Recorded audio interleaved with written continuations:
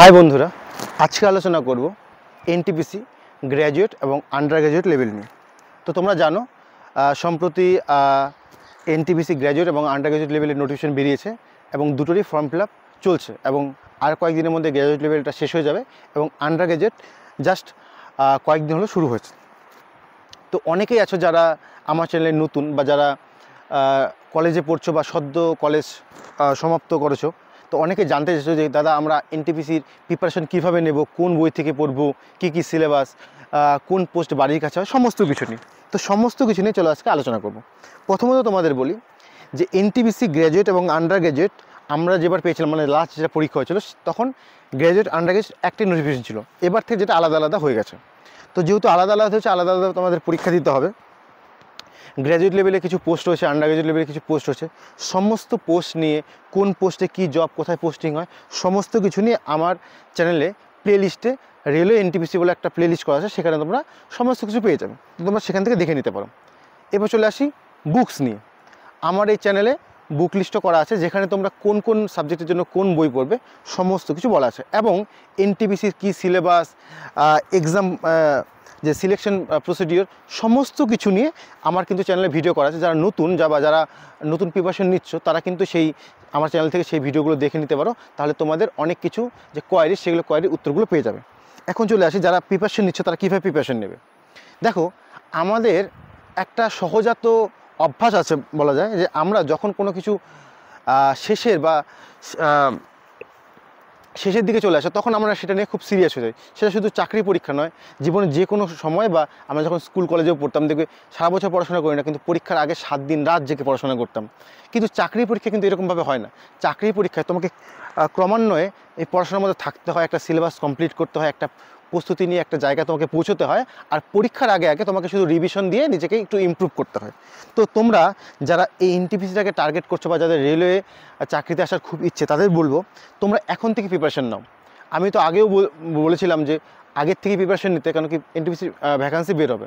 এবার যেরকম বেরিয়েছে আবার 1 থেকে 1.5 বছরের মধ্যে আবার এনটিপিসি বেরোবে। তো এবারে যেটা বেরিয়েছে তোমরা তার জন্য কীভাবে প্রিপারেশন নেবে। তোমরা এখন থেকেই যে সিলেবাস, দেখো এনটিপিসিতে simple syllabus, math, reasoning, GK, just 3টে সাবজেক্টের উপর তোমার কোশ্চেন আসবে।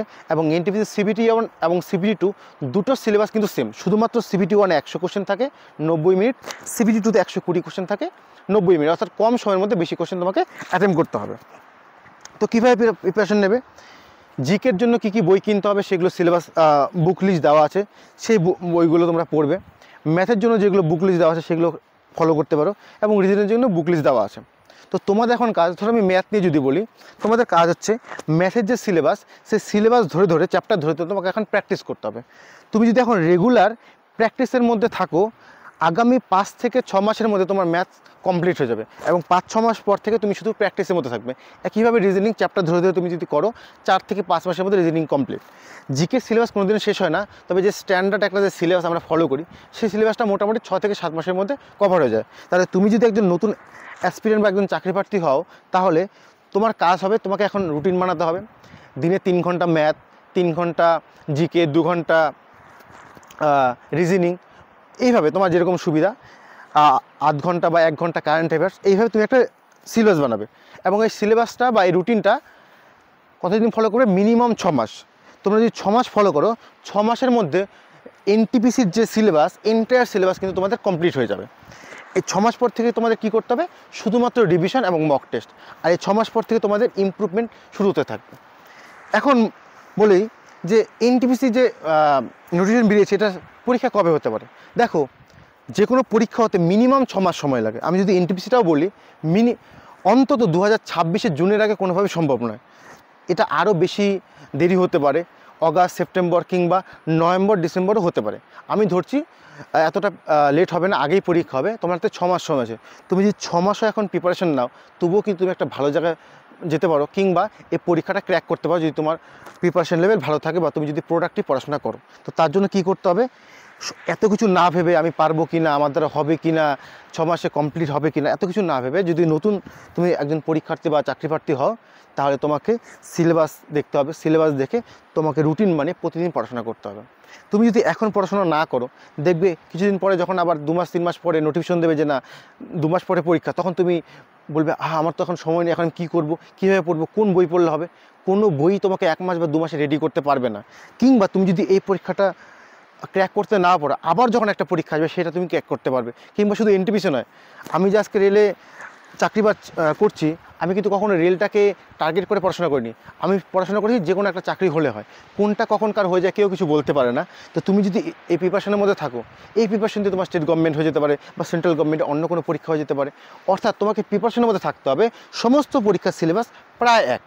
তো এই জন্য তোমাকে কী করতে হবে, এখন থেকে যারা সিরিয়াস অলরেডি অনেক আগে থেকে শুরু করেছে বা যারা এতদিন বুঝতে পারেনি, তাদের জন্য বলবো তোমরা এখন থেকেই বেশি কিছু না ভেবে রুটিন বানিয়ে ম্যাথ, রিজনিং, জিকেকে সিলেবাস যেটা সেই হিসেবে তোমরা পড়াশোনা শুরু করে দাও। প্রতিদিন 7 থেকে 8 ঘন্টা, মিনিমাম 8 ঘন্টা পড়াশোনার মধ্যে রাখো। তাহলে আগামী যে এনটিপিসিটা রয়েছে, আমি ধরে রাখছি যে 6 মাসের মধ্যে পরীক্ষা হবে, যদিও 6 মাসের মধ্যে হবে না, আরও লেট হবে। 6 মাস ধরেই তোমরা চলবে।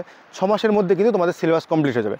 6 মাস পর থেকে শুধুমাত্র মক টেস্ট, রিভিশন আর নিজেকে ইমপ্রুভ করা, ছোটো ছোটো ভুলগুলোকে শুধরে। এইভাবে যদি পড়াশোনা করো তাহলে কিন্তু আগামী যে এনটিপিসি সেটা কিন্তু তুমি ক্র্যাক করতে চলেছ, এবং আগামী দিনে একজন রেলওয়ে পরিবার সদস্য হিসেবে তুমি কিন্তু যুক্ত হতে চলেছ। তো এই জিনিসগুলো বলার ছিল যে তোমরা যারা নতুন, যারা জানতে চাইছো যে কীভাবে প্রিপারেশন নেবে, তাদের জন্য বলবো যে আগামী এনটিপিসিটাকে যদি তোমরা তোমাদের লক্ষ্য বানাতে চাও এবং রেলওয়েতে জয়েন করতে চাও, তাহলে বেশি কিছু না ভেবে সিলেবাসটাকে ভালো মতো বুঝে রুটিন বানিয়ে প্রতিদিন পড়াশোনা করো। তাহলে দেখবে সমস্ত কিছু তোমাদের আয়ত্তের মধ্যে চলে আসবে। আবারও বলছি, যাদের বুক লিস্ট নিয়ে বা বিভিন্ন পোস্ট নিয়ে কোথায় পোস্টিং হয়, কিংবা স্যালারি নিয়ে, কিংবা যাবতীয় বিষয় রেলওয়ে এনটিপিসি নিয়ে তোমাদের জানার থাকে, তাহলে আমার চ্যানেলের যে প্লেলিস্ট রয়েছে সেখানে রেলওয়ে এনটিপিসি বলে প্লেলিস্টে তোমরা সমস্ত কিছু পেয়ে যাবে, সেখান থেকে তোমরা দেখতে পারো। তো যদি তোমাদের কিছু কোয়ারি থাকে অবশ্যই কমেন্ট করে জানো, আমি চেষ্টা করবো তোমাদের সেই কোয়ারির উত্তরগুলো দেওয়ার জন্য। ভালো থাকো, পড়তে থাকো, দেখা হচ্ছে পরের ভিডিওতে।